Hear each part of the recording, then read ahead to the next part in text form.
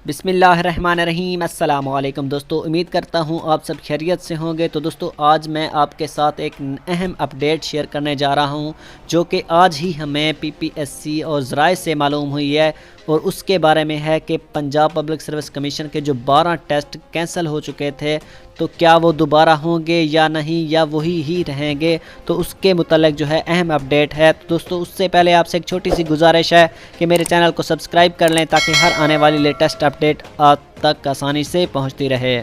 जी हाँ दोस्तों, जैसा कि मैंने आपको पिछली वीडियो में बताया था कि जो 12 पेपर थे उसकी लिस्ट और नोटिफिकेशन भी एंटी करप्शन की तरफ से पंजाब पब्लिक सर्विस कमीशन को जारी कर दिया गया था, और उसमें जो है कुछ लेक्चरर्स और बाकी डिप्टी डायरेक्टर के पेपर भी शामिल थे। तो वो जो है ज़राए से हमें मालूम हुआ है कि वो दोबारा से ही होंगे, और ये 90% न्यूज़ है, ये कंफर्म है।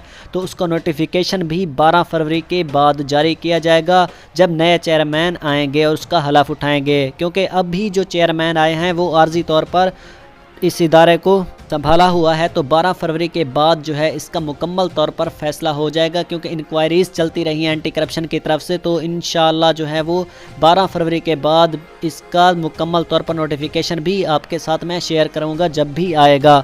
तो उसके बाद हम उर्दू इस्लामियात की टेस्ट की बात कर लेते हैं। तो उर्दू इस्लामियात के और तहसीलदार का जो पेपर कैंसिल हुआ था उसके बारे में, कि जब 12 फरवरी के बाद नए चेयरमैन आएंगे तो इंशाअल्लाह उसका पेपर का शेड्यूल भी जारी कर दिया जाएगा, और तमाम रिज़ल्ट्स जो बाकी रहते हैं और उसके साथ साथ इंटरव्यूज़ भी रहते हैं वो भी दोबारा से स्टार्ट हो जाएंगे। तो आपको घबराने की ज़रूरत नहीं है, तब अपनी तैयारी जारी रखें। इंशाअल्लाह जब भी न्यू अपडेट आएगी मैं आप तक आसानी से पहुंचा दूंगा।